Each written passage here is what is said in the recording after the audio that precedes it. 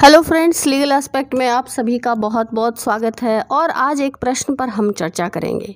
अगर कोई लड़की रेप पीड़ित है और प्रेग्नेंट हो गई है तो उसे अबॉर्शन करवाने के लिए कौन से फोरम से इजाज़त लेनी पड़ेगी, या उसको क्या करना चाहिए, क्या नहीं करना चाहिए, क्या वो मजबूर है कि उस अनचाहे अवांछित बच्चे को जन्म दे, या क्या वो अबॉर्शन करवा सकती है। क्योंकि कई बार हम देखते हैं कि ऐसे पीड़ित लोगों को कानून के बारे में ज़्यादा जानकारी नहीं होती। वे अलग अलग फोरम से सलाह लेते हैं, परंतु कई बार ऐसी सलाह कॉन्ट्राडिक्टरी और विरोधाभासी होती है, तो उनका कन्फ्यूजन और बढ़ जाता है। कई बार ये भी देखने में आया है, मैं अपना एक एक्सपीरियंस शेयर करना चाहती हूँ कि एक लड़की जो अपने दोस्त की वजह से प्रेग्नेंट थी और फिर वो लोग घर से भाग गए। उनके पेरेंट्स ने इस बात का मुकदमा दर्ज करवाया कि कोई उसको लेकर चला गया है, उसका किडनैप कर लिया है। अब लड़की जो है वो प्रेग्नेंट थी और वे लोग प्रेगनेंसी से छुटकारा पाना चाहते थे, तो उन्होंने कुछ लोगों से बात की। उन्होंने उनको ये कहा कि 50,000 रुपये लेंगे और उसका अबॉर्शन कर देंगे। जब वो अबॉर्शन करवाने के लिए गई तो वहाँ कोई एथोराइज रूप से कोई हॉस्पिटल नहीं चल रहा था, केवल कुछ व्यवस्थाएं उन्होंने बेड लगाकर इस तरह के काम करने के लिए लगा रखी थी।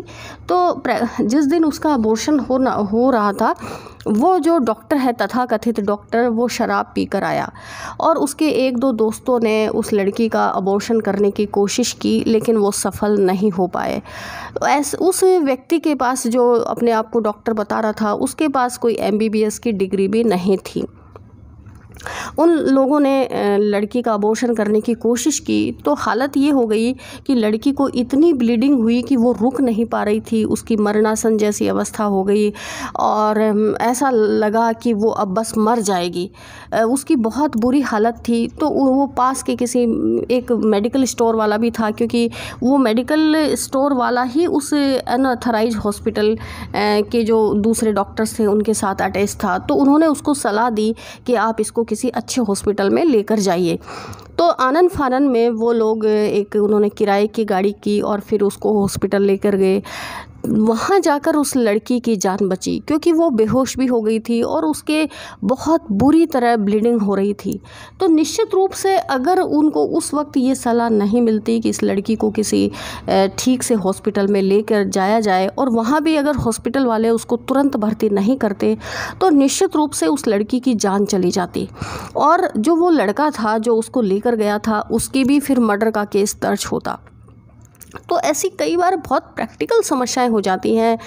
तो इसलिए हमको ये जो आज का क्वेश्चन है ये बहुत महत्वपूर्ण है, हम इस पर चर्चा करेंगे। मैं केवल अपना जो साधारण नॉलेज है वो आप लोगों के साथ शेयर करना चाहती हूँ। कोई पर्टिकुलर अगर किसी को समस्या है तो निश्चित रूप से उसको मेडिकल और लीगल एक्सपर्ट से ही राय लेनी चाहिए। अगर हम सबसे पहले हम जो वर्ल्ड के दूसरे कंट्रीज़ हैं उनमें अबॉर्शन की स्थिति देखते हैं कि वहाँ के जो कानून हैं वो क्या कहते हैं। तो करीब 60 जो देश हैं, जिसमें फ्रांस, ऑस्ट्रिया, इटली, स्पेन जैसे कंट्री हैं, उनमें 20 वीक्स की अगर प्रेगनेंसी है तो वो कानूनन टर्मिनेट की जा सकती है, यानी अबॉर्शन हो सकता है। और 23 कंट्री ऐसे हैं जिसमें कनाडा, जर्मनी, वियतनाम है। तो उनमें अगर कोई लड़की प्रेग्नेंट है तो वो किसी भी वक्त अपनी प्रेगनेंसी को टर्मिनेट करा सकती है, उस पर कोई रोक नहीं है। जो UK जैसा कंट्री है, यूनाइटेड किंगडम, वहाँ 24 वीक की जो प्रेगनेंसी है, जेस्टेशन है, वो टर्मिनेट करवाया जा सकता है। तो ये तो हमने देखा वर्ल्ड के अलग अलग कंट्रीज़ की स्थिति कि कहाँ 20 वीक्स तक की प्रेगनेंसी, 20 वीक्स का मतलब हो गया 5 महीने करीब, और कहीं 24 वीक्स की यानी 6 महीने का जेस्टेशन जो है, यानी प्रेगनेंसी को टर्मिनेट करवाया जा सकता है। और कहीं कुछ कंट्री ऐसे हैं जहाँ कोई रोक टोक नहीं है। अब अगर हम इंडिया के संदर्भ में देखें तो यूं तो भारत में अबॉर्शन करवाना अपराध माना गया है। आप किसी भी अजन्मे बच्चे को खत्म नहीं कर सकते। उसका जीवन जीने का अधिकार है, वो आर्टिकल 21 के तहत उसका एक मूलभूत अधिकार है। इंडियन पिनल कोड में इस तरह के अपराधों की कई कैटेगरियां बताई गई हैं और उसके हिसाब से ना तो कोई महिला अपनी इच्छा से प्रेगनेंसी को टर्मिनेट करवा सकती है और ना ही ऐसी प्रेगनेंसी टर्मिनेशन के लिए उसे बाध्य किया जा सकता है। और अगर कोई व्यक्ति ऐसा करता है तो वो इंडियन पिनल कोड यानी भारतीय दंड संहिता के तहत अपराध माना जाएगा। इसी तरह सेक्स सिलेक्शन की बात है।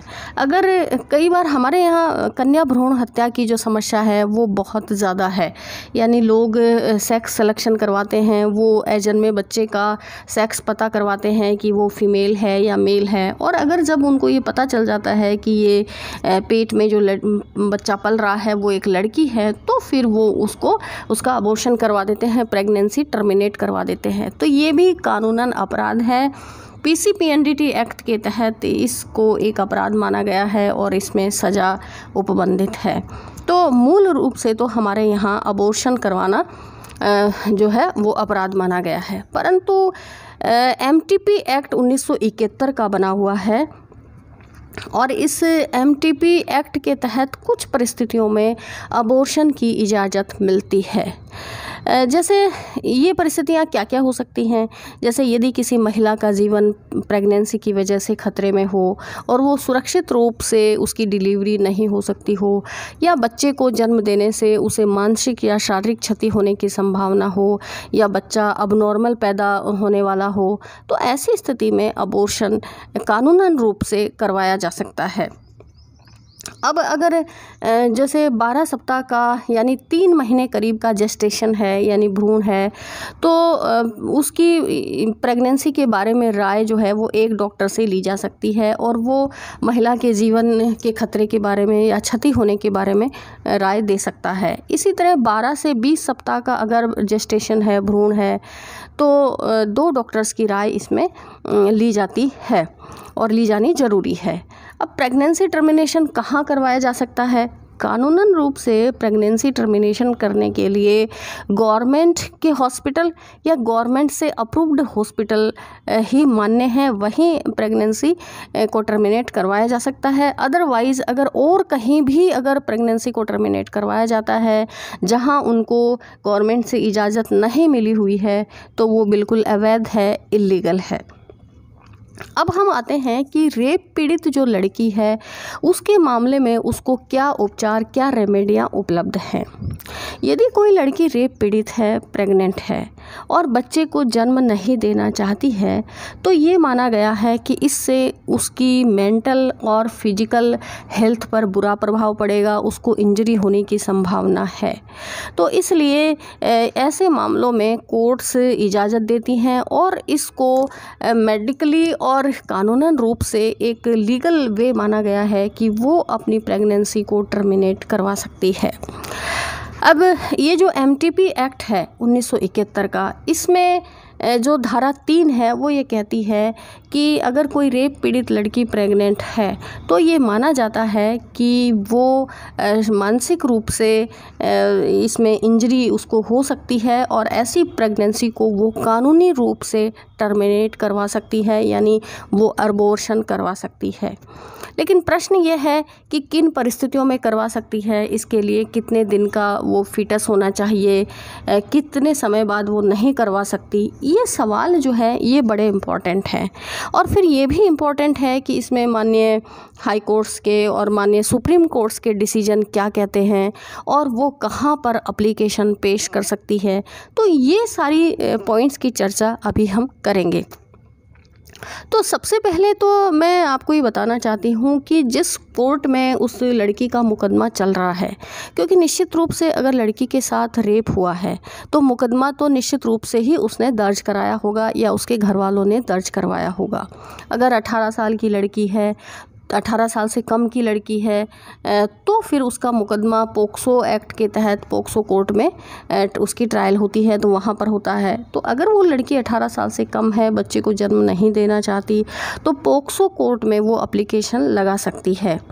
और अगर 18 साल से बड़ी है तो फिर जहाँ उसका मुकदमा चल रहा है, मान लो डिस्ट्रिक्ट एंड सेशन कोर्ट में चल रहा है या additional district and session court में चल रहा है या कई जगह महिला अत्याचारों से संबंधित कोर्ट्स बनी हुई हैं, वुमेन एट्रोसिटीज़ से संबंधित कोर्ट्स, तो वहाँ वो अपनी एप्लीकेशन लगा सकती है। इसके अलावा डिस्ट्रिक्ट लीगल सर्विस अथॉरिटी में भी एप्लीकेशन लगाई जा सकती है, जो उसको समुचित मदद करेंगे। तो इस बारे में हम माननीय राजस्थान हाईकोर्ट के एक न्यायिक दृष्टांत यानी एक रूलिंग की चर्चा करते हैं, जिसमें कुछ गाइडलाइंस दी गई हैं। वो रूलिंग है state of Rajasthan versus S उस लड़की का नाम है, लेकिन इसमें चूँकि उसका पूरा नाम छुपा लिया गया है, केवल एक तरह से मैं कहूँ कि केवल उसका जो एस उसको नाम एक पर्टिकुलर उसकी पहचान छुपाने के हिसाब से दिया गया है। तो state of Rajasthan versus S DB special application writ 1344/2019 यानी 1344/2009 DB स्पेशल अपील रिट में माननीय राजस्थान हाईकोर्ट ने इस बारे में कुछ गाइडलाइन हमको दी हैं, और उसमें से पहली है कि जैसे ही किसी मेडिकल ऑफिसर या किसी थाने के SHO को ये पता चलता है कि कोई लड़की रेप की वजह से प्रेग्नेंट हुई है, तो वे full time secretary district legal service authority को रिपोर्ट भेजेंगे, जो विक्टिम महिला या लड़की से संपर्क करेंगे, उसको काउंसलर की सेवाएं उपलब्ध कराएंगे। यानी डिस्ट्रिक्ट लीगल सर्विस अथॉरिटी के जो फुल टाइम सेक्रेटरी हैं, वो एक उस लड़की के पास एक काउंसलर को भेजेंगे, उसकी काउंसलिंग कराएंगे, उसके माता पिता की काउंसलिंग करवाएंगे, उसके गार्जियंस की काउंसलिंग करवाएंगे और उसको MTP एक्ट की जानकारी देंगे। अब आप लोगों को ये लग रहा होगा कि ये डिस्ट्रिक्ट लीगल सर्विस अथॉरिटी क्या है और इसके ये फुल टाइम सेक्रेटरी कौन होते हैं। हमारे यहाँ एक एक्ट बना हुआ है लीगल सर्विस अथॉरिटी एक्ट। इस अथॉरिटी में सबसे ऊपर नेशनल लेवल पर माननीय सुप्रीम कोर्ट के जो माननीय जजेज हैं वो इसके चेयरमैन होते हैं, और स्टेट लेवल पर स्टेट लीगल सर्विस अथॉरिटी होती है, उसमें माननीय राजस्थान हाईकोर्ट या जो भी हाईकोर्ट रिलेटेड है उससे उनके जो वर्किंग हाईकोर्ट के जस्टिस होते हैं माननीय, वो इसके एग्जीक्यूटिव चेयरमैन होते हैं। इसी तरह जो डिस्ट्रिक्ट लेवल पर जो जिला एवं सेशन जज हैं वो इसके अध्यक्ष होते हैं, और एक एडिशनल सेशन जज की नियुक्ति इस लीगल सर्विस अथॉरिटी में होती है, डिस्ट्रिक्ट लीगल सर्विस अथॉरिटी में, वो उसके फुल टाइम सेक्रेटरी होते हैं। तो जो फुल टाइम सेक्रेटरी हैं वो उसका जो कैडर है वो एडिशनल डिस्ट्रिक्ट एंड सेशन जज का होता है। तो वहाँ जो है ये मेडिकल ऑफिसर और थाने के SHO को इसमें रिपोर्ट करनी चाहिए। दूसरा इसमें ये कहा गया कि ये जो अथॉरिटी है, ये जो प्राधिकरण है डिस्ट्रिक्ट लीगल सर्विस प्राधिकरण, ये लड़की यदि अबॉर्शन की एप्लीकेशन देती है इस अथॉरिटी को और फीटस 20 वीक से कम है, यानी जो जेस्टेशन है, जो प्रेगनेंसी है, ये 20 सप्ताह से कम होनी चाहिए। 20 सप्ताह का मतलब हो गया कि कम से कम 5 महीने से ये कम होनी चाहिए। तो ऐसी स्थिति में अथॉरिटी जो है वो 3 दिन में अपना उचित निर्णय लेकर कार्रवाई को आगे बढ़ाएगा। इसके बाद अगर वो लड़की कोर्ट में एप्लीकेशन देती है, अगर कोर्ट में वो लड़की अगर एप्लीकेशन देती है तो फिर कॉम्पिटेंट कोर्ट लड़की एवं उसके गार्जियंस को बुलाएगा और उनकी कंसेंट को लिखित में रिकॉर्ड करेगा, और उसके बाद उचित आदेश देगा कि इसमें प्रेगनेंसी को टर्मिनेट करवाया जाए या नहीं करवाया जाए, क्योंकि इसमें जो टाइम पीरियड है वो बड़ा इम्पॉर्टेंट है। अब यदि जेस्टेशन 20 वीक से ज़्यादा का हो गया है, यानी प्रेगनेंसी का जो टाइम है वो 20 वीक से ज़्यादा हो गया है, तो ये डिस्ट्रिक्ट लीगल सर्विस अथॉरिटी लड़की और उसके गार्जियंस को माननीय हाईकोर्ट में रिट फाइल करने में मदद करेगा। क्योंकि अगर 20 वीक से कम का अगर भ्रूण है तब तो वो जो कॉम्पिटेंट कोर्ट है वो इसमें उचित आदेश दे सकती है, लेकिन 20 वीक से अगर ज़्यादा का है तो जनरली ऐसी कोर्ट्स इसमें परमिशन नहीं देती हैं, और फिर उसके बाद माननीय हाई कोर्ट में इसकी रिट करनी पड़ती है। तो अगर रिट की अगर कोई पोजीशन बन रही है तो डिस्ट्रिक्ट लीगल सर्विस अथॉरिटी इसमें उस पीड़ित लड़की की मदद करेगा।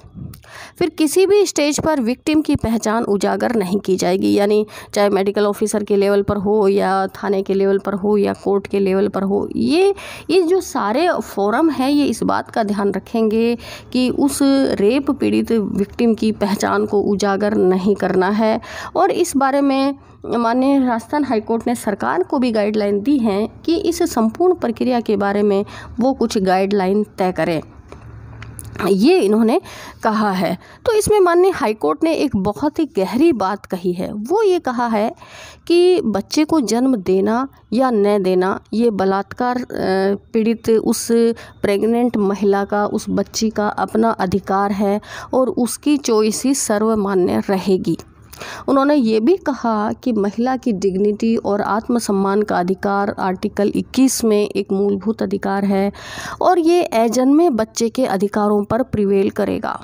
यानी यहाँ दो तरह के अधिकारों पर माननीय कोर्ट ने विचार किया। एक तरफ बच्चे का अधिकार है, जो बच्चा अजन्मा है, आर्टिकल 21 के तहत उसको पैदा होने का हक दिया गया है, और दूसरी तरफ उस महिला का डिग्निटी और आत्मसम्मान से जीने का हक है, ये भी आर्टिकल 21 से सुनिश्चित किया गया है। तो यहाँ दो विरोधी हक, बच्चा जन्म लेना चाहता है, माँ जन्म नहीं देना चाहती, तो दो विरोधी हकों के बीच में कॉन्ट्राडिक्शन है। तो कौन से हक को हम प्राथमिकता दें? अगर बच्चे के अधिकार को हम संरक्षित करते हैं तो इसका मतलब ये है कि माँ को अबॉर्शन कराने की इजाज़त नहीं मिलेगी। लेकिन अगर माँ को अबॉर्शन कराने की इजाज़त देते हैं तो बच्चे का जो जन्म लेने का अधिकार है वो इफ़ेक्ट हो जाएगा, वो ख़त्म होगा। तो इसमें माननीय हाईकोर्ट ने ये कहा है कि बच्चे के अधिकार से ज़्यादा बड़ा माँ का अधिकार है, माँ को डिग्निटी और आत्मसम्मान से जीने का अधिकार है। इसलिए कुछ निश्चित रेस्ट्रिक्शंस के साथ वो बच्चे की प्रेगनेंसी को जो है वो टर्मिनेट करवा सकती है। यानी अजन्मे बच्चे की बजाय उसकी माँ के अधिकारों को ज़्यादा तवज्जो दी जानी चाहिए, ये माननीय हाईकोर्ट ने कहा। तो इसमें दो तीन और केसेज हैं जो माननीय सुप्रीम कोर्ट के हैं। एक केस है शर्मिष्ठा चक्रवर्ती वर्सेस यूनियन ऑफ इंडिया, 2018 का केस है, 2018 ब्रैकेट में 13 सुप्रीम कोर्ट केसेस 339। और दूसरा केस है Mrs X versus union of India, 2017 का केस है। और तीसरा केस है सुचिता वर्सेज चंडीगढ़ प्रशासन, ये 2009 का केस है। तो इन तीनों केसेस में माननीय उच्चतम न्यायालय यानी माननीय सुप्रीम कोर्ट ने ये कहा कि माँ के अधिकार को बच्चे के अधिकार से प्राथमिकता दी जानी चाहिए। यानी माँ के अधिकार उस अजन्मे बच्चे के अधिकार से बड़े हैं। और अगर माँ चाहती है कि रेप के परिणाम स्वरूप उत्पन्न गर्भ को गिराया जाए तो उसकी इच्छा का सम्मान होना चाहिए। तो अंत में मैं समअप करते हुए यही कहूँगी कि अगर 20 वीक्स तक की प्रेगनेंसी है, 5 महीने तक की प्रेगनेंसी है, तो संबंधित ट्रायल कोर्ट में या पोक्सो कोर्ट में, अगर बच्ची की उम्र 18 साल से कम है तो पोक्सो कोर्ट में एप्लीकेशन दी जा सकती है। और 20 वीक्स से ज़्यादा की अगर प्रेगनेंसी है, यानी 5 महीने से ज़्यादा की अगर प्रेगनेंसी हो गई है, तो इस मामले में हाई कोर्ट में रिट लगाई जानी चाहिए। ये उस जो लड़की है प्रेग्नेंट, जो रेप से प्रेग्नेंट हुई है, उसको ये रेमेडी प्राप्त है।